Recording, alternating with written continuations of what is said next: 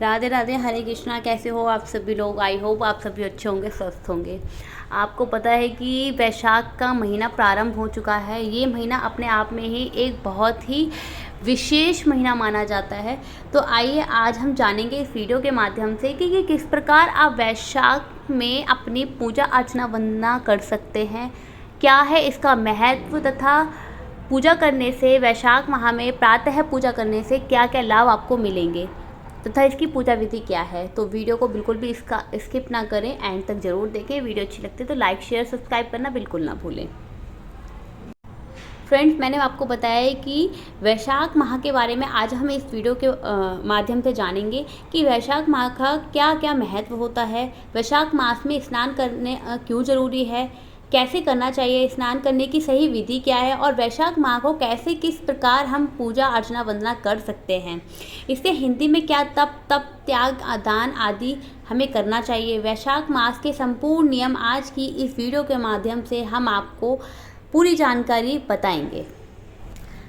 पद्म पुराण और स्कंद पुराण में ऐसा वर्णन किया गया है कि शास्त्रों के अनुसार देवर्षि नारद ने देवताओं को बताते हुए कहा कि आर्थिक मार्ग और वैशाख मास में धार्मिक रूप से श्रेष्ठ माने गए हैं। ये दोनों ही मास विशेष रूप से बहुत श्रेष्ठ माने गए हैं।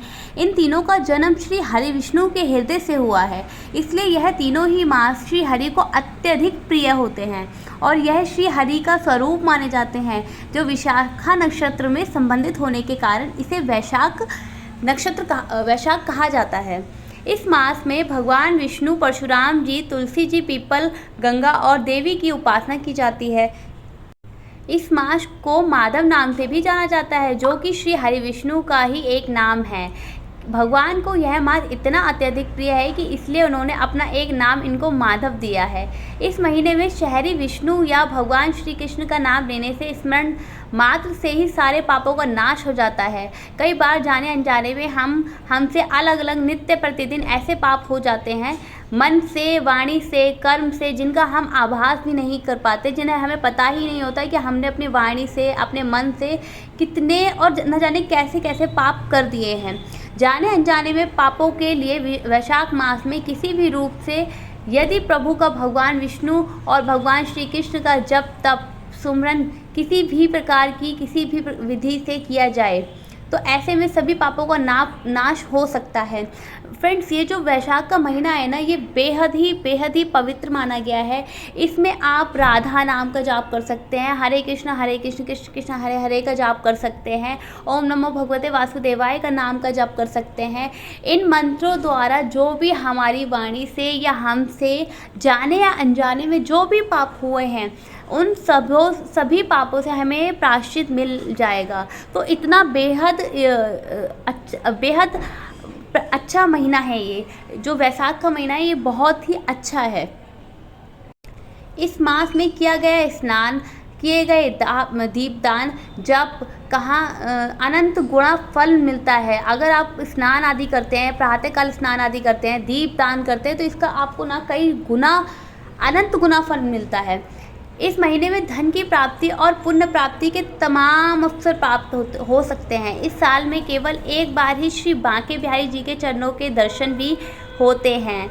आप सभी को पता है कि वैशाख के महीने में ही श्री बांके बिहारी लाल, जो कि वृंदावन में स्थित हैं, वृंदावन के राजा हैं, उनके चरणों के दर्शन भी इसी महीने में, इसी पवित्र महीने में होते हैं। इस मास में सूर्य की तपिश बढ़ जाती है और गर्मी अपने चरम सीमा पर होती है, इसलिए इसमें प्यासे को जल पिलाएं सबसे बड़ा पुण्य माना जाता है। अगर कोई भी जानवर, कोई भी इंसान प्यासा है और उसको आप पानी का पिलाने का काम कर रहे हैं या फिर पानी पिला रहे हैं, तो इससे बड़ा पुण्य मानो आपका कुछ है ही नहीं। एक प्यासे को जल पिलाना यानी कि 100 गंगा स्नान के बराबर पुण्य और रुद्र अभिषेक जितना फलदायी होता है। अब आप सोच लीजिए कि एक प्यासे को पानी पिलाने से कितना बड़ा पुण्य आप कमा रहे हैं। इस माह के दौरान इसके दौरान आप ओम नमो भगवते वासुदेवाय मंत्र का जप जरूर और जरूर करें। हरे राम कृष्ण कृष्ण हरे हरे, इस मंत्र का आपको निरंतर ही जप करना है और राधे राधे राधा राधा श्री राधा इस मंत्र का भी आपको जप अवश्य और अवश्य करना है। इस मास में आप जितना जप तप कर सकते हैं उतना ही आपके लिए फलदायी है।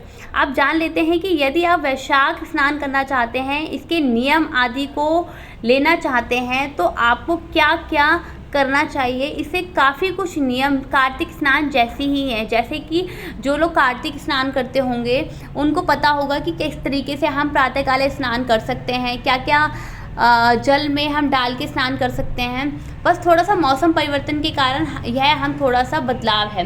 इस पूरे मास हो सके तो आप संपूर्ण नियम अवश्य रूप से करें। यदि संभव नहीं हो सकता तो अंतिम 15 दिन यानी कि वैशाख शुक्ल एकादशी से वैशाख पूर्णिमा तक 5 दिन आप इन नियमों का पालन अवश्य और अवश्य करें। स्नान आदि करके दान जरूर करें। जितना हो सके आप दान कर सकते हैं, जितना हो सके आप जप तप कर सकते हैं, जितना हो सके आप पाठ पूजा अर्चना वंदना कर सकते हैं। आपको पूरे मास में इसका फल अतः जरूर और जरूर प्राप्त होगा। यदि आप अंतिम 5 दिनों में यह सभी नियम मानते हैं, आप चाहें तो इस मास की दोनों एकादशियों का भी पालन अवश्य रूप से कर सकते हैं। यह भी काफ़ी पुण्यदायी होता है। और वैशाख मास के अमावस्या और पूर्णिमा के दिन भी आप विशेष पूजा अर्चना करके अपने पितरों को तृप्त कर सकते हैं। ऐसा कहा जाता है कि भगवान श्री हरि भगवान विष्णु का भी आप इसमें पूजन कर सकते हैं, उनका भी जल अभिषेक कर सकते हैं। इस महीने में सूर्योदय से पूर्व ही जग जाना चाहिए, मतलब सूर्योदय से पहले ही आपको उठ जाना चाहिए। वैसे तो किसी भी तीर्थ स्थल, सरोवर, नदी या कुएं पर जाके आप स्नान आदि कर सकते हैं, लेकिन ऐसा विधान बताया गया है कि आधुनिक परिस्थितियों में यह संभव ना हो सके तो घर में ही नहा लें और जल में 2-4 बूंदें गंगा जल की आवश्यक रूप से मिला लें। यमुना जल मिला सकते हैं आप, उसमें किसी भी पवित्र नदी का जल आप मिला सकते हो, जैसे गंगा नदी है, यमुना नदी है। और अगर पॉसिबल नहीं हो पा रहा डेली जाना तो आप गंगा जल की या यमुना जल की 3-4-5 बूंदें आप थोड़े से जल में जिससे आप स्नान आदि कर रहे हैं तो आप उसमें मिला के उस जल से आप नहा सकते हैं। जल के साथ साथ आपको थोड़ा सा तेल अवश्य डालना है। ऐसा माना जाता है कि वैशाख मास में तिल का सर्वप्रथम प्रकट हुआ है। इस पृथ्वी पर स्नान के पश्चात शुद्ध वस्त्र धारण करें और सर्वप्रथम सूर्य को अर्घ्य दें। उसके बाद घर के मंदिर में आ जाएं। वहाँ पर एक भगवान विष्णु, लड्डू गोपाल जी, जो भी आपने अब ठाकुर जी के स्वरूप रखा हुआ है, जो भी आपने अपने वहाँ पे मंदिर में स्वरूप रखा है, भगवान विष्णु का मान लो, हनुमान जी का मान लो, या फिर लड्डू गोपाल जी का मान लो, या राधा रानी का मान लो, जुगल जोड़ी सरकार का मान लो, जो भी विग्रह आपने अपने मंदिर में रखा हुआ है, वह उनका विधि विधान से पूजा अर्चना वंदना करें। यह पूजा आपको पूर्व या उत्तर पूर्व या फिर पूर्व उत्तर दिशा की मुख की ओर करना चाहिए। यह पूजा आपको करना चाहिए। भगवान को धूप, दीप, अक्षत, रोली, चंदन, घटे जल, 1 लोटा जल, तुलसी दल आदि से विधि विधान से पूजा करें। भगवान को भोग नैवेद्य लगाएं, आदि भोग इत्यादि वगैरह चढ़ाने चाहिए। भगवान को आप 1 से लेकर 11, 21, 51 कितने भी तुलसी दल अर्पित कर सकते हैं। भगवान विष्णु को ना, श्री हरि को भगवान देवी तुलसी बड़ी अति ही प्रिय है, तो आप उनको 11, 21, 5, 7 जितना भी आप समर्थवान हैं उतना आप उनको तुलसी दल अर्पित कर सकते हैं। अब आप बात कर लेते हैं विष्णु सहस्त्रनाम का जाप। विष्णु सहस्त्रनाम का जाप कर इस पूरे महीने में ना आपको भगवान विष्णु से रिलेटेड जो भी है, जैसे चालीसा है, विष्णु चालीसा है, विष्णु सहस्त्रनाम है, ओम विष्णु भगवते वासुदेवाय नमः, इस मंत्र का जाप है, ओम नमो भगवते वासुदेवाय का नमः। मतलब जितना हो सके वैशाख माह में आप जितना भी कर सकें उतना, जितना आप समर्थवान हैं, इस पूरे महीने आप ज़रूर और ज़रूर श्री हरि विष्णु का नाम जप तप ज़रूर और ज़रूर करें। रोज़ की पूजा में कुछ दान दक्षिणा आपको 1 माह तक अवश्य उसे रखनी है। जितनी भी आपकी समर्थवान हो, ज़्यादा से ज़्यादा आप 10-11 रुपये जितना भी हो सके, कम से कम आप 1 रुपये निकाल के रख सकते हैं। 1 माह तक आपको यह दक्षिणा किसी भी पात्र में आप इकट्ठा कर सकते हैं और इसके बाद इसको किसी भी ज़रूरतमंद को आप जब ये अध्यापन करें, वैशाख माह के स्नान का आप इसे दान कर सकते हैं। जब भी वैशाख का पूरा महीना ख़त्म हो जाए तो आप जितना भी आपने जो भी दक्षिणा रखी है 11-21 या 1 रुपया जो भी है, आप उसको मंथ के लास्ट में किसी ज़रूरतमंद को ज़रूर दान कर दें। इसके बाद वैशाख मास की कथा महात्म्य में वहीं पर बैठकर अपने आप अवश्य सुने। रोज़ एक अध्याय पढ़ना होता है, सुनना होता है। तो पूरे महीने हमें रोज़ एक अध्याय सुनना चाहिए और इसके साथ साथ एक विशेष कुछ कहानियाँ होती हैं जो अवश्य रूप से, जैसे कि बांदरी की कहानी, वह ज़रूर सुननी चाहिए। और हो सके तो रोज़ाना तिल से छोटा सा हवन अवश्य रूप से करें। इसके बाद भगवान की आरती करनी चाहिए और इसके बाद तुलसी जी की भी पूजा ज़रूर करनी चाहिए। तुलसी को जल से सींच एक तुलसी जी जो जल है उसके अंदर आप 2-4 बूंदे कच्चे दूध की मिला लें तो बहुत ही अच्छा माना जाता है। ज़रा सा मीठा मिलाने, ज़्यादा नहीं डालना चाहिए, नहीं तो चींटियाँ लग जाएंगी। पौधे में तुलसी को अक्षत, रोली, चंदन, रूप, दीप उनका पूजन करें, पूरा श्रृंगार करें और उनको लाल कलर की चुनरी उड़ाएं। और पूरे वैशाख मास में तुलसी जी के पास रोज़ आपको दीपदान करना चाहिए। सुबह सूर्योदय से पूर्व करना है कि दोनों। वैशाख मास में ना आपको पूजा जितनी जल्दी हो सके ना, मतलब आप सूर्योदय से पहले अगर पूजा कर लेते तो बहुत ही अच्छी बात है। शाम को सूर्यास्त के बाद आपको यह दीपदान अवश्य करना है। शाम को तुलसी जी पर घी का दीपक जरूर जलाना है। ठीक उसी प्रकार भगवान विष्णु को भी पूजन करना है, जैसे कि आपने पहले सुबह के टाइम तथा कथा आदि शाम को भी, कथा शाम को नहीं करनी, सुबह सुबह कथा करनी होती है। आपको रोज़ पूरे 1 महीने पूजन अर्चना वंदना करनी है। आप दोस्तों फ्रेंड्स, ये जो वैशाख का महीना है ना, ये बेहद ही पवित्र माना जाता है। अब हम बात करते हैं कि कौन कौन इसकी पूजा अर्चना वंदना कर सकता है। भाई, श्री हरि विष्णु का नाम तो सभी लोग ले सकते हैं, कोई भी कर सकता है। कुंवारी कन्याएं, सुहागिन स्त्रियां, कोई भी स्त्री, पुरुष, बच्चे, जो भी सामर्थ्यवान हैं, श्री हरि का नाम जप तप कर सकते हैं, वह सभी वैशाख स्नान कर सकते हैं। आइए अब आपको एक कथा मैं सुनाने जा रही हूँ। बहुत पुरानी कथा है, तो चलिए अधिक विलम्ब ना करते हुए शुरू करती हूँ। एक गांव में एक पुरानी कहावत प्रचलित है जो मैंने कभी अपनी मम्मी दादी से सुनी थी। 8 महीनों तक का नहाए, 10 वैशाख आलू न खाए। जब प्रिया में कुठित हो जाए, आलूना का मतलब होता है बिना नमक का भोजन, यानी कि पुरानी परंपरा रही है वह। यदि आप संपूर्ण नियम का पालन करना चाहते हैं वैशाख मास का, तो आपको आलू उबला हुआ भोजन ही करना चाहिए। लेकिन अगर कोई प्रॉब्लम में है, आजकल तो स्वास्थ्य से रिलेटेड बहुत सारी प्रॉब्लम्स हो रही हैं, नमक नहीं छोड़ सकते, नमक खा सकते हैं, लेकिन पुराने नियम तो यही थे। यदि आप चाहें तो इस पूरे महीने में आप मीठा भोजन भी कर सकते हैं। व्रत आप अपनी सामर्थ्य के अनुसार कर सकते हैं। चाहे तो एक समय अन्न का मीठा भोजन करें या फिर एक समय आप नमक वाला शुद्ध सात्विक भोजन कर लें और फल, दूध, मिठाई, मेवा आदि इत्यादि आप खा सकते हो। जूस ले सकते हो या फिर बिना व्रत करे आप पूर्णतः शुद्ध सात्विक रहकर भी वैशाख मास का पूजन आप कर सकते हो। जैसे आपकी व्यवस्था हो, सुविधाएं हो, आप ऐसा कर सकते हो। जिसमें भी आप कंफर्टेबल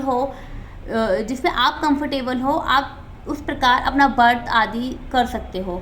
और यह देखिए कि अगर आप पीरियड्स आदि की समस्या है, 1 महीने की बात है, अधिक पीड़ा की समस्या आ जाती है, लेडीज़ों को मोस्टली प्रॉब्लम आती ही आती है, तो जिनको भी ऐसी प्रॉब्लम आ रही है तो आप अपने स्थान पर किसी और से पूजा करा सकते हैं। स्नान आप उसी समय आपको ब्रह्म मुहूर्त में ही करना होगा। स्नान के नियम आपको वहीं करने होंगे। स्वच्छता और सफाई का आपको बेहद ध्यान रखना होगा, लेकिन पूजा आप किसी और से करवा लेंगे, आप पूजा नहीं कर सकते, ठीक है। वैशाख मास का व्रत नहीं कर सकते, आप अपना भोजन ग्रहण करें, तब आप ठाकुर जी को, विष्णु भगवान जी को, जो भी आपके घर में विग्रह हैं, आप उनको, अपने आराध्य देव को भोजन का भोग लगाएं। पूरी विधिवत पूजा आदि वंदना करके आपको वैशाख माह में, अगर आप इस प्रकार पूजा आदि करते हैं, विधिवत पूजा करते हैं, समय अनुसार भोग लगाते हैं, प्रातःकाल उठते हैं, तो इन सभी क्रियाओं को करने के बाद जो आपको फल मिलता है, ऐसा करने से आपको अश्वमेध यज्ञ करने का फल मिलता है। जो भी हम उस पर श्री हरि को अर्पित करें, भगवान श्री हरि को जरूर अर्पित करें, तुलसी दल के साथ अर्पित करें। श्री हरि प्रसन्न होते हैं और अक्षय की हमें प्राप्ति होती है। तो चलिए जानते हैं इस महीने में क्या क्या चीज़ें दान करनी चाहिए। इस महीने में गर्मी अब अधिकतम पर होगी, तो लू का प्रकोप जारी रहता है। ऐसे में गर्मी से राहत देने वाली हर चीज़ का ध्यान इस महीने में हमें कैसे रखना चाहिए, किस प्रकार हम अपनी इस वैशाख माह के पवित्र महीने को व्यतीत कर सकते हैं। सबसे ज़्यादा महत्वपूर्ण है कि जल का दान कैसे करें। जल का दान, जैसे कि मैं वीडियो में शुरू में ही मैंने आपको बताया था कि वैशाख में जल का दान कितना महत्वपूर्ण होता है। जल से भरे हुए 5 घड़े दान करके विशेष महत्व बताया गया है। इससे ज़्यादा आप दान कर सकते हैं। यदि 5 नहीं दान कर सकते तो आप कम से कम 1 घड़ा तो अवश्य दान करें। पूरे महीने में कभी भी आप किसी भी दिन दान कर सकते हैं। यह दिन वैशाख के महीने में ना जल का दान बेहद ही शुभ बताया गया है। इसमें आप घड़े का दान कर सकते हैं, 1 कर सकते हैं, 2 कर सकते हैं, 5 कर सकते हैं, जिससे भी आप सामर्थ्यवान हैं। आप देखिए कि आपके घर के बाहर कहाँ पर पानी की व्यवस्था नहीं है, तो वहाँ पे आप 2 घड़े रखवा दीजिए और उस घड़े द्वारा जो भी पानी पिएगा उससे आपको बेहद बहुत अच्छा फल की प्राप्ति होगी, बहुत अच्छा फल मिलेगा आपको। तो आप जितना हो सके जल का दान इस महीने ज़रूर करा सकते हैं। सेकंड नंबर पे आता है कि घोड़ों का दान। इस महीने में ना घोड़ों का दान बेहद ही शुभ बताया गया है। आप इस महीने में दोनों एकादशियों के दिन कभी भी कर सकते हैं, अमावस के दिन, पूर्णिमा के दिन, या फिर इस महीने में कोई भी दिन आप, क्योंकि पूरी महिलाएं बहुत ही शुभ रहता है, माहौल बहुत ही शुभ रहता है, आप कभी भी दान कर सकते हैं। आप चाहें तो देखिए पक्षियों के लिए आप जल दान कर सकते हैं। जैसे कि आप अगर अपने घर पे हैं तो छत पे एक मिट्टी का बाउल आता है, उसमें आप जल भर के रख सकते हैं, जिससे आपके घर के जो पक्षी हैं जो प्यासे हैं उस पात्र द्वारा वह पानी पी लेंगे। फ्रेंड्स, वैशाख के महीने में ना जल के अलावा आप गेहूँ, चावल, दाल, आटा, घी, शक्कर आदि का दान करना ना बेहद शुभ माना जाता है। ऐसा माना जाता है कि इस माह में जितना दान आप कर रहे हैं ना उतने ही आपके अधिक फलों की प्राप्ति आपको होगी। फ्रेंड्स, वैशाख के महीने में ना कितना भी आप कुछ भी दान कर सकते हो। जैसे कि वैशाख के महीने में आप बर्तन भी दान कर सकते हो। ऐसा करने से आपके जीवन में कभी किसी चीज़ की कमी नहीं होगी, धन धान्य की प्राप्ति होगी। आप जूते चप्पल का भी दान कर सकते हो। जूते चप्पल का दान करने से ऐसा माना जाता है कि उसके ऊपर शनि की कृपा बनी रहती है, जीवन में आ रही सभी समस्याओं से मुक्ति मिलती है। वैशाख के महीने में आप पुस्तक का दान कर सकते हो। किताबों का दान करना बहुत शुभ माना जाता है। ऐसा कहा जाता है कि जो व्यक्ति पुस्तक का दान करता है उसे सभी देवी देवता प्रसन्न होते हैं। वैशाख माह के पवित्र महीने में आप ज़रूरतमंद लोगों के लिए पुराने वस्त्र का भी दान कर सकते हो, बेहद ही शुभ माना गया है। ऐसा करने से मनोवांछित फल की प्राप्ति होती है, साथ ही सुख समृद्धि का भी आगमन होता है। अगर आपको यह वीडियो पसंद आई है और मेरी वीडियो के माध्यम से आई होप कि आपको संपूर्ण जानकारी मिल गई होगी कि कब आपको स्नान करना है, कब आपको उठना है, आपको किस प्रकार पूजा करनी है। अगर आप सामर्थ्यवान नहीं हैं नदियों में जाने के लिए, गंगा नदी जाने के लिए, यमुना नदी जाने के लिए, तो आप घर में रहकर ही किस प्रकार पूजा कर सकते हैं, किस प्रकार आप घर में रहकर ही अपने वैशाख मास को और भी ज़्यादा पवित्र तथा दान वगैरह भी कर सकते हैं। मैंने सभी दान के बारे में इस वीडियो में विस्तार रूप से बताया है कि आप कौन से दान कर सकते हैं। सबसे बेहद जो इम्पोर्टेंट और अच्छा दान है, सबसे ज़्यादा जल का दान है, अन्न का दान है। तो फ्रेंड्स, अगर आपको मेरी वीडियो पसंद आई है तो इसको अपना ज़्यादा से ज़्यादा प्यार दीजिए, लाइक कीजिए, सब्सक्राइब कीजिए एंड शेयर भी कीजिए। तो इसी के साथ मैं आपसे राधे राधे, हरे कृष्णा। और एक चीज़ बिल्कुल ना भूलें, इस वैशाख के महीने में ना श्री हरि का नाम लेना बिल्कुल भी मत भूलिए। अगर आपको कुछ नहीं आता तो राधा राधा नाम ज़रूर जपते रहें। राधा नाम भी नहीं लेना तो हरे कृष्णा कृष्ण कृष्ण हरे हरे इस महामंत्र का जप आपको ज़रूर करना है। और ये भी नहीं करना तो ओम नमो भगवते वासुदेवाय का जप का निरंतर आपको जप करना है। और फिर देखिए आपको श्री हरि विष्णु की आपके ऊपर कृपा कैसे बरसेगी। तो इसी के साथ राधे राधे, हरे कृष्णा, जय जय श्री हरिवंश, राधे राधे।